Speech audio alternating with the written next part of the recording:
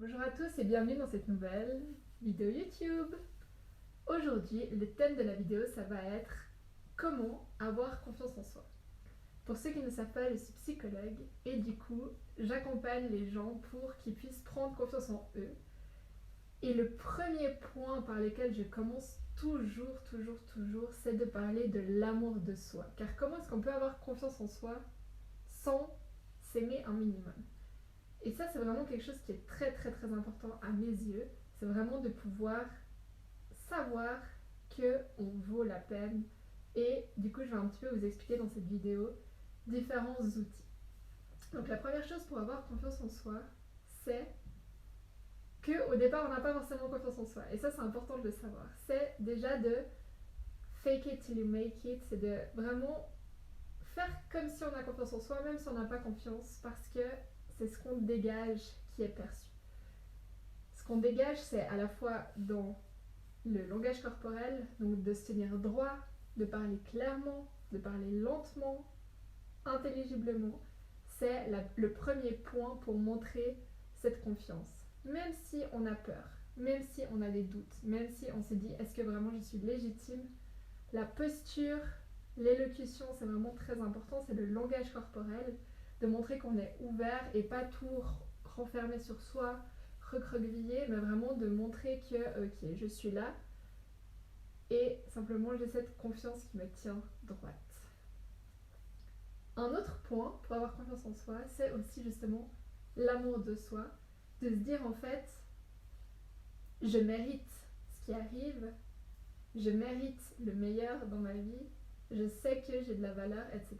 Et pour ça, c'est très dur parce qu'on doit déconstruire beaucoup de choses qu'on a appris depuis toujours, c'est-à-dire de remettre en question son corps, de remettre en question ses qualités, parce que souvent quand on nous fait un compliment, on va dire oui mais c'est rien, ou ah c'est pas si important que ça parce que, et on va citer un de nos défauts.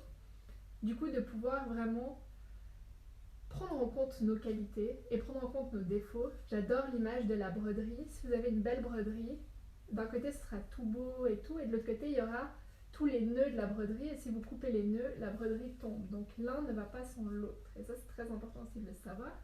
C'est-à-dire de connaître ses forces et ses faiblesses, et de savoir qu'on en a tous. Donc de trouver aussi là où vous avez des forces. Et ça, c'est le point suivant, c'est de vraiment, pour avoir confiance en soi, il faut aussi être vrai, être soi, montrer qui on est vraiment et pas ce que potentiellement on attend de nous. Plus on est dans quelque chose qui nous correspond, moins on doit faire semblant et moins on doit essayer de correspondre à des attentes qu'on se crée soi-même ou que la société crée ou que les autres créent, peu importe. Mais moins on doit atteindre un niveau qui n'est pas le nôtre. Du coup, c'est très important d'être le plus proche de soi possible. Et ça, c'est aussi tout un travail que vous pouvez faire avec des professionnels de la santé pour trouver qui je suis vraiment, qu'est-ce que j'ai vraiment envie de faire, qu'est-ce qui est spécial en moi. Et une fois que vous trouvez ça, vous pouvez vraiment rayonner ça autour et vraiment amener votre touche spéciale, parce qu'on en a tous une. Donc ça peut aussi aider dans la confiance en soi. Plus on est expert dans un domaine et fait pour ça, plus c'est facile. Après, bien sûr qu'on peut s'entraîner. Par exemple, si on doit parler devant du monde et que c'est difficile, on peut s'entraîner, on peut parler devant des gens, on peut s'entraîner à porter sa voix. Si vous connaissez, à l'époque des Grecs antiques, il y avait une personne qui bégayait et qui s'est rempli la bouche de cailloux et qui partait en haut d'une montagne pour déclamer son texte, pour s'habituer, s'entraîner, pour après ne plus bégayer du tout. Et ça, c'est vraiment aussi important, c'est de pouvoir s'entraîner jusqu'à qu'on sente que c'est ok. Mais aussi se rappeler qu'il n'y a jamais de bon moment. Il n'y a jamais le moment où on va vous dire ah là c'est le bon moment. Il n'y a pas de bon moment, il faut y aller, il faut foncer et justement avoir ce truc à l'intérieur de dire même si je tremble, même si j'ai peur, j'y vais à fond. Je me mets dans ma posture, de vraiment s'entraîner devant un miroir, de se tenir droit, d'oser parler, de dire en fait ce que je dis, c'est ok. Et au pire, si je me trompe, je ferai mieux la prochaine fois, mais vraiment de se dire ok, je mérite d'être là, j'ai des choses à dire, etc. etc.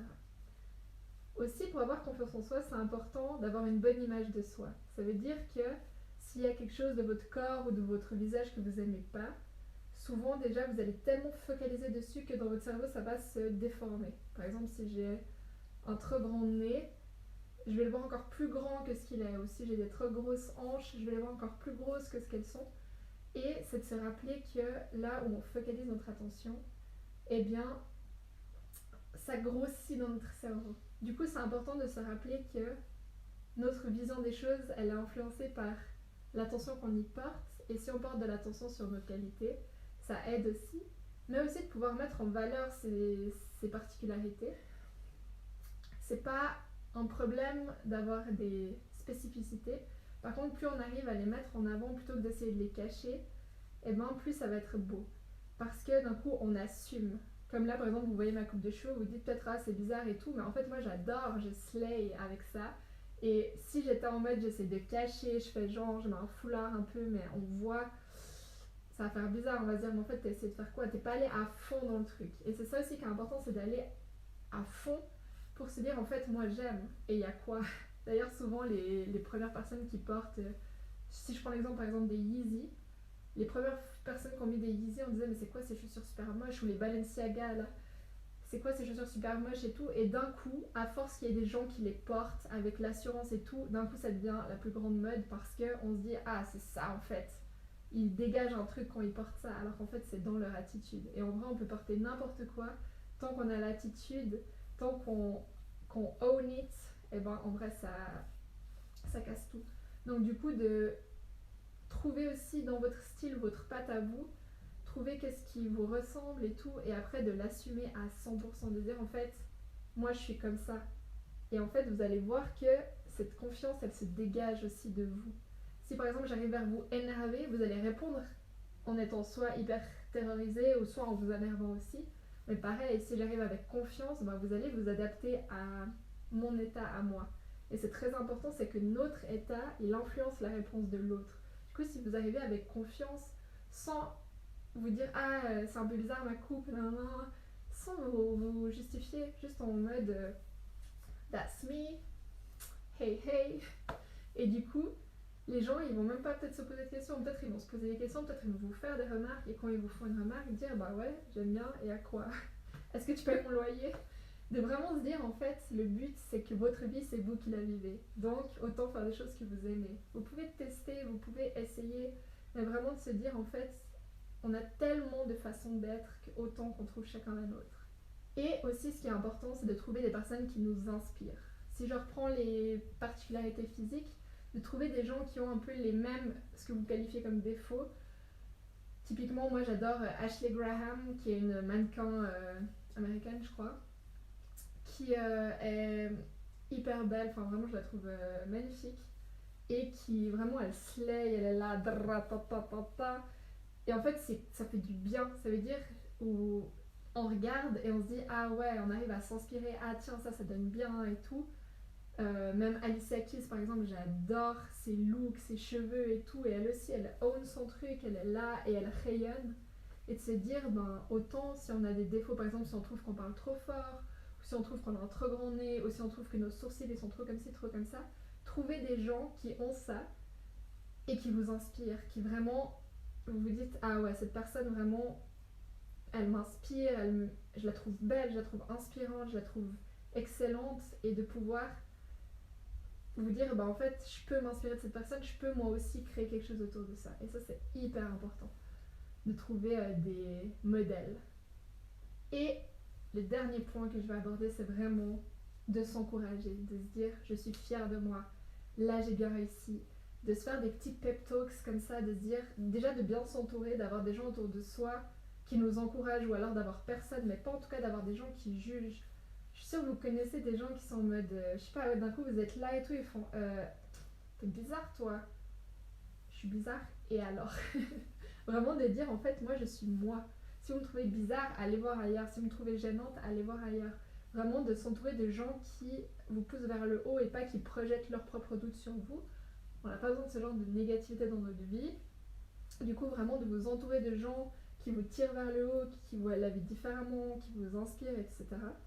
Pour pouvoir aussi vous encourager vous-même, vous dire là vraiment je suis fière de moi, là je me trouve grave fraîche, là je trouve que j'ai parlé avec éloquence, enfin vraiment de pouvoir dans n'importe quel domaine où vous voulez avoir confiance en vous, de pouvoir aussi vous-même vous encourager, vous-même vous tirer vers le haut, parce que n'oubliez pas qu'il n'y a que vous qui allez être avec vous toute votre vie, et ça c'est le plus important.